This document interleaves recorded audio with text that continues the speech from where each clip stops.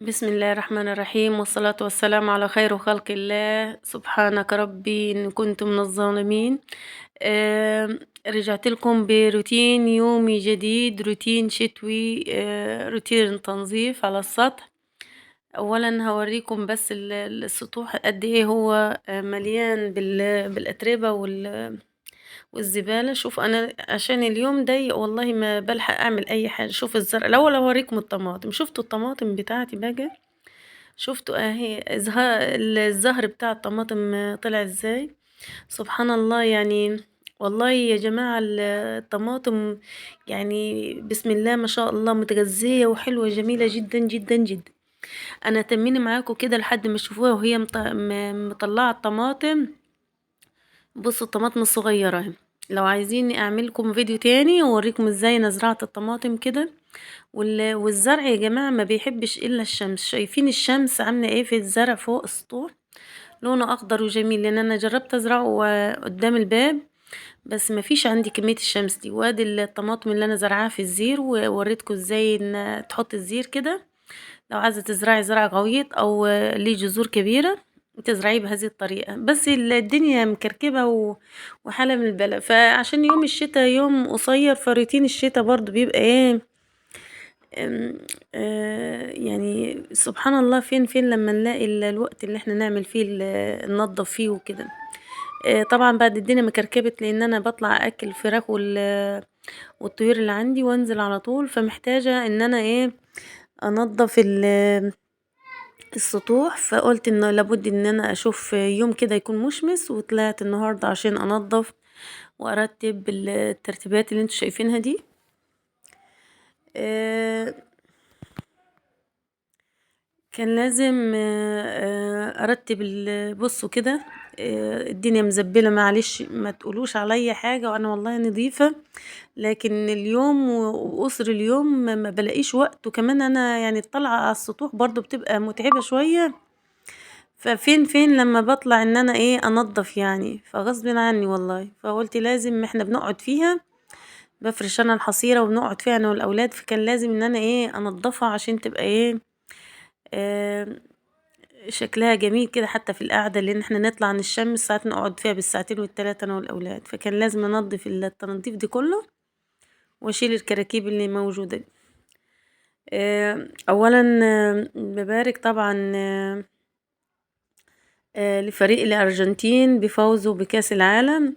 وبهني قطر على تنسيقها الممتع الرهيب جدا جدا وفوزها ونجاحها الرائع والفوق رائع في تنظيم كأس العالم ونجاحه الباهر لأول مرة في تاريخ كأس العالم. ألف ألف مبروك لأهلنا في قطر، ويا ربنا يا رب يوسع عليهم ويزيد من خيرهم ويوسع على كل بلاد المسلمين يا رب. طبعا بصوا شوية الرملة اللي أنا بنضف فيهم دول فوقيهم اللعب بتاعت محمد. أنا جايبهم له مخصوص عشان يتلهي فيهم ومش لاقيه له أي حاجة تلهيه. فأنا بحط له الرملة ده وبيقعد يلعب فيهم. عامله له يعني ايه ولا كأنه بلاج على السطوح.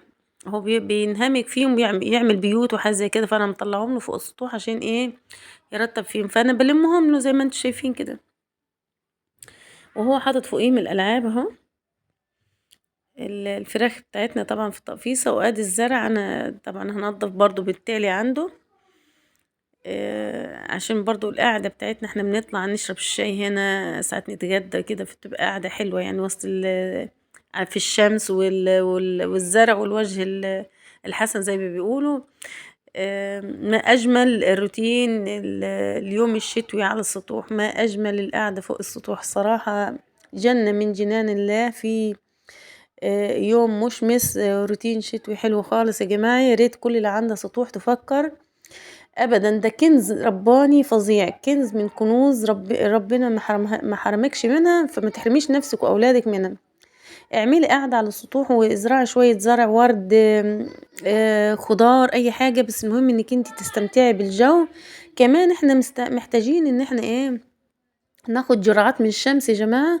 القعدة جوه الشقق بتكتم وبتخلي الكالسيوم بينقص عندنا. ان احنا لازم ما بنشوفش الشمس. ولازم تعرضي نفسك وجسمك واولادك للشمس عشان تاخدي كمية من من الكالسيوم، خاصة لكل السيدات اللي هم بعد سن ال40 إن الكالسيوم بيقل خالص عندهم، ممكن بيسبب لهم هشاشة. نصيحة مني خدي اقعدي ساعتين أو ساعة ونص كده الصبح من الساعة 7 لحد الساعة 9، والمغرب من الساعة 5 أو 4:30 لحد الساعة 6 أفضل وقت تقعدي فيه، عشان ما يبقاش فيه أشعة فوق بنفسجية، عشان الناس اللي عندها هشاشة عظام صدقوني هتفرق معاكِ جدًا، جدًا، جدًا، والناس اللي عندها آلام في العضم وآلام في الرجلين كله ده هيختفي، لإن كل الحاجات دي بتيجي من نقص الكالسيوم ونقص فيتامين د، والكالسيوم وفيتامين د دول مرتبطين ببعض جدًا. أنا مهتمة بالحاجات الطبية جدًا، جدًا على فكرة، من الناس اللي أنا باسمع كتير حاجات طبية، وتسألوني في أي حاجة إن شاء الله بإذن الله هاكون عارفة يعني حاجات وهافيدكم فعلًا يعني.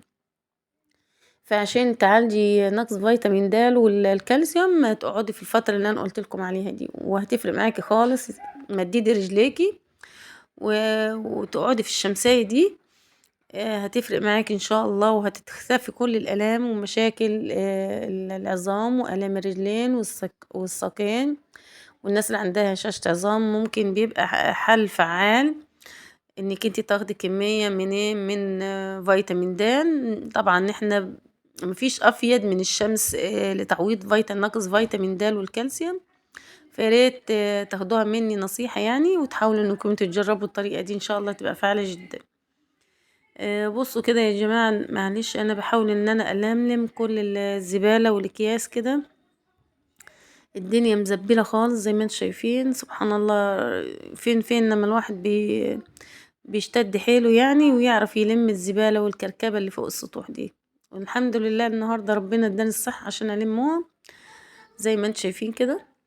قاعدين بس شوية أكياس وشوية زبالة هناك من الناحية التانية، أنا هاحاول إن أنا ألمّهم، عشان كله ده ناوية إن أنا أولّع فيه، مش هاولّع يعني برضه تقولوا لي أنتِ بتلوثي البيئة، والله ما باساعد على تلوث البيئة، بس أنا باخف الحمل شوية، لإن أنا الورق والعفش ده لمّا يتلم أو يتحرق بيبقى سهل إن أنا أنزّل الباقي، يعني ما بيبقاش الدنيا مكركبة عليَّ أوي، بدل ما أنزّل مثلًا 5، 6 شكاير بانزّل 3 شكاير، فبيبقوا سهلين عليَّ يعني، فدي باعمل طريقة فعّالة عشان خاطر إيه، الحمل يخف من عليَّ شوية وأقدر إيه، أنزّل الكركبة دي.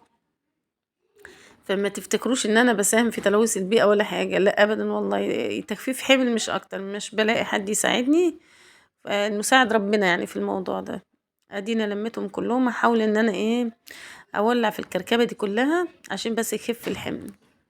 شايفين الزرع الطماطم لمّا إن شاء الله الطماطم بتاعها يطلع هاوريكم البذور جميلة قد إيه، هُم كده حاطاهم فوق دماغي أنا ولا حاجة.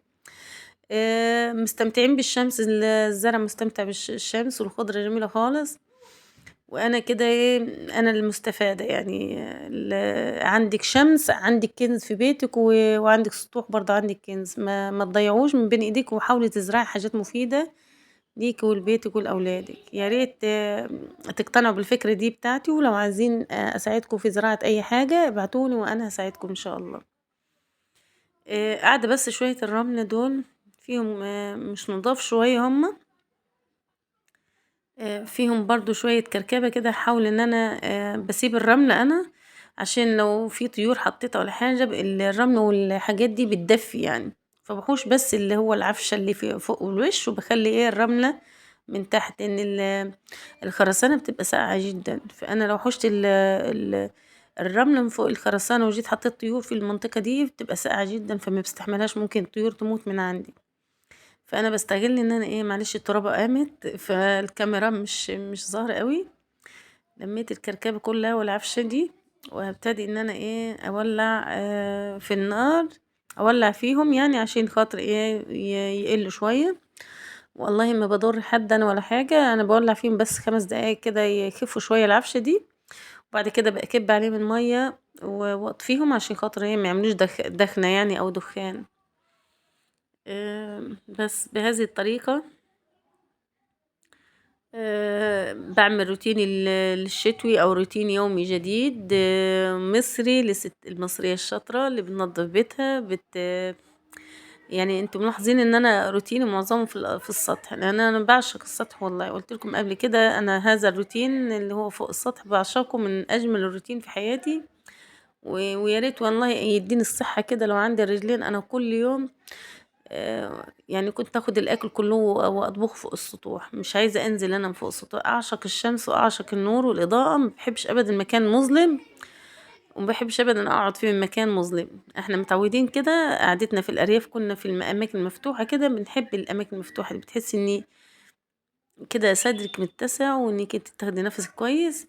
لكن انا عدوي اللدود ان انا اقعد في مكان مغلق والشبابيك مغلقة والمكان مضلل كده. بيضايقني نفسيا يعني صراحة. فانا بنظف عشان انا بحب اقعد في المنطقة دي. بنظف عشان القعدة تبقى حلوة يعني ونظيفة. وطبعا دودي لابد ان هو يساعدني. راح جاب الخرطوم بيقول لي ماما انا هساعدك هطفي النار بالخرطوم. فانا خدت منه الخرطوم بقى عشان بلاستيك، خايفة احسن النار تمسك فيه يعني وما نقدرش نطفيها. هشيله منه بس عشان خاطر بس زي ما انتوا شايفين كده ادي. بص كده النار راحت العفشة كلها، هي ما بقيش حاجة غير حاجات بسيطة. هو بقى بيتخيل ان هو بيضرب النار كده هيطفيها، هيضربها بالطوبة يعني عشان يطفيها. بس كده ولعنا في الجزء ده. اروح بقى لباقي السطوح. انا طبعا وعياله جدا وحريصة ان محمد ما يروحش عند النار، لان محمد ده مشكلة. يعني غير اولادي كلهم كانوا هاديين، لكن محمد ده مشكلة في حد ذاته. يعني بيحب اللعب في اي حاجة. فانا هقلبهم بس عشان خاطر العفشة كلها تتحرق. وربنا يعيني على اللي انا فيه يعني. بس كده. ده روتين الشقة طبعا اليومي، وروتين التنظيف، وروتين يوم الشتوي، او روتين الشتاء، وروتين الست المصرية الشاطرة في الشتاء. دي باقي الكراتين جبتهم من باقي السطح عشان نحرقهم. وهنروح دلوقتي ننضف باقي السطوح يا جماعة. هنشوف باقي السطوح عشان ننضفه. سبحان الله يعني. الدنيا مليانة بالعجب العجاب يعني. وأولاد الحلال موجودين في التعليقات، ما تنسوش تعلقولي يا جماعة. يعني سبحان الله يعني بلاقي تعليقات من ناس طيبة وناس محترمة جدا. المشاهدين عندي ناس محترمين جدا جدا. لكن والله زي ما رغم انه في ناس محترمة، لكن برضو في ناس يعني سبحان الله ربنا يهديهم على نفسهم يعني ويرضيهم يعني. يعني اقول لهم ايه بس اقول لهم مش هقدر اقول غير ربنا يهديهم يعني عن نفسه. سبحان الله في ناس يعني سبحان الله مش قادرة اقول عليها مريضة. يعني مريضة النفس. يعني مرض النفس ده مشكلة يعني. فربنا يهدي يعني. فاكرين ان الواحد راح يعمل روتينيات كده خلاص بلغمة سايقة لأي حد يعني سبحان الله. بصوا ادي الرملة اللي بيلعب فيها دودي وشفتوها، هو ده لعبته ولا كأنه قاعد فوق البلاج بقى عامل بيت رملة وبيلعب راجل مع نفسه يعني. معلش الخيوط الشمسية عاملة كده في الفيديو. حاولت ان انا احذف منها اي جزء على قد ما قدرت يعني. ده باقي السطوح بقى. قلت انضف الباقي بقى. نضفنا جزء وحرقنا الزبال فيه، وده الباقي.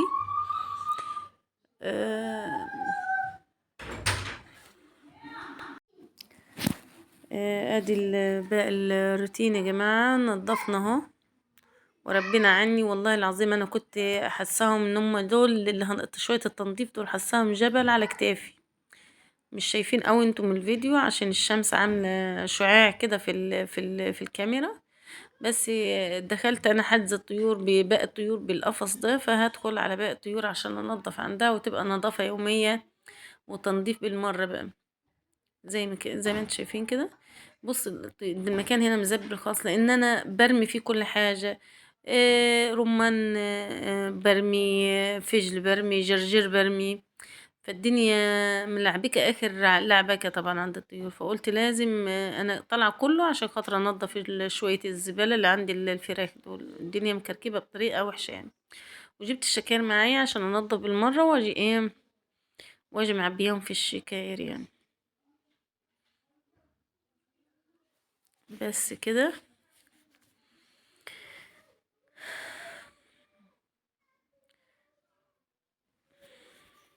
معلش اذا كنت جبت فترة طويلة ما نزلتش فيديوهات عشان طبعا مذاكرة الاولاد وكده. فانا عندي البنت الصغيرة في سنة اولى اعدادي فبذاكر لها. نزلت بقى على بعد ما خلصت الكنس والتنظيف ده وعبيتهم في شكاير، شطفت وغيرت هدوم وقلت ايه اجهز للاولاد الغدا. انا الموضوع ده عملته في الصبح. فكان بص كده كمان انا ايه يا جماعة عاملة كمية من الكفتة كبيرة لان الاولاد بينفعهم ان انا بفرزه واحطه في الفريزر يعني مطرح ما يحتاجوا بيلاقوا. بص كده طبعا حطيت البصل والكزبرة والكزبرة الخضراء والثوم وكله ده.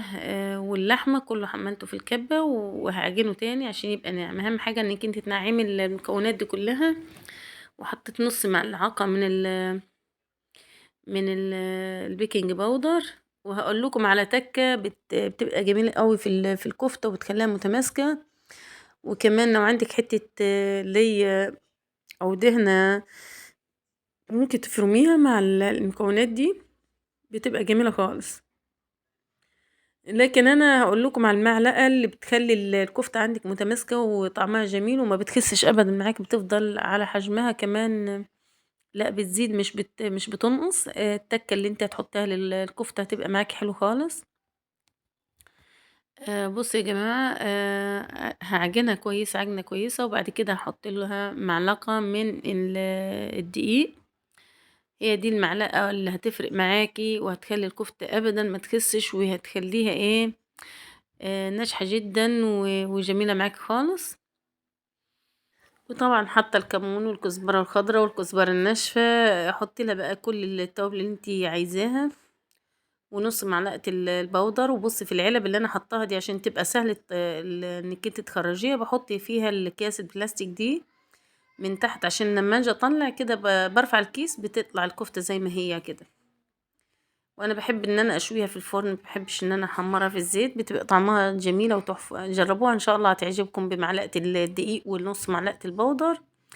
وضيفي كل المكونات دي واطحنيها في الكبة مرة واتنين يا جماعة. هو ده اللي بيخليها ايه ناعمة وجميلة خالص معاكم وما بتخسش ابدا وناجحة جدا. اتمنى ان الفيديو بتاع النهاردة يكون عجبكم. وكمان طريقتي في الكفتة تكون عجبتكم كمان. كفتة لو شويتيها او حمرتيها في الفرن جميلة جدا وهتطلع معاكي ناجحة. وتعملي كمية منها تكفيكي تفضل فترة في الفريزر بيسحبوا منها الأولاد براحتهم يعني. دي طريقتي أنا في الكفتة. وقلت لكم قبل كده إن أنا عاملة قناة أفكار ووصفات جديدة. القناة دي كلها أكلات. وكمان عندي دي التالت قناة على فكرة. وعندي قناة تانية اللي هي أفكار ووصفات برضو جديدة. جات لي فكرة ووصفة وأفكار ووصفات جديدة. دول قناتين أنا عاملاهم لو دخلتوا عليهم هيعجبوكم خالص. أفكار ووصفات جديدة وجات لي فكرة ووصفة هيعجبوكم خالص. وجربوا انكم انتوا تدخلوا على القنوات دي وتتفرجوا على الفيديوهات وإن شاء الله هتلاقوا فيها حاجات جديدة جدا وهتعجبكم إن شاء الله. دي كل كمية الكفتة اللي أنا عملتها. أتمنى من كل المشاهدين لو أول مرة تدخلوا على القناة بتاعتي يا ريت ما تنسوش اللايك والاشتراك وتفعلوا زر الجرس عشان يصلكم كل ما هو جديد. تضغطوا على الجرس اللي هو ايه لونه بالأسود ده عشان يصلكم كل ما هو جديد. بصوا كمية من الكفتة اللي أنا عملتها. طبعا حمري اللي انت عايزينه اشويها حطيها في الفرن بتبقى جميلة وطعم جدا وكمان تبقى عملية انك انت تسحبي منها في أي وقت. ده الفيديو بتاع النهاردة وده الروتين اليوم اللي عملناه النهاردة. أتمنى الفيديو يكون عجبكم ونال رضاكم. برضو بين كل كمية وكمية بحط كيس عشان برضو تبقى سهلة ان انا اخرجها بسهولة يعني متبقاش صعب عليا وتمسك في بعض. برضو جربيها بالطريقة دي حطي كيس بين كل كمية وكمية، أو بين كل رق ورق، عشان خاطر ايه زي الجاهز بالظبط. انتي لما بتشتريه بتلاقي كده سهل انك انتي تطلعيه بالطريقة دي. برفع الكيسة كده بعد ما تتجمد تلاقي كل الكمية طلعت معاكي بسهولة خالص. في نهاية الفيديو لا يسعني إلا إني أستودعكم في رعاية الله الذي لا تضيع ودائعه. أتمنى إنكم انتوا ما تنسوش اللايك والاشتراك عشان الفيديو يترفع يا جماعة. بالله عليكم ما تنسوش اللايك والاشتراك. وفي نهاية الفيديو أستودعكم في رعاية الله الذي لا تضيع ودائعه. دمتم في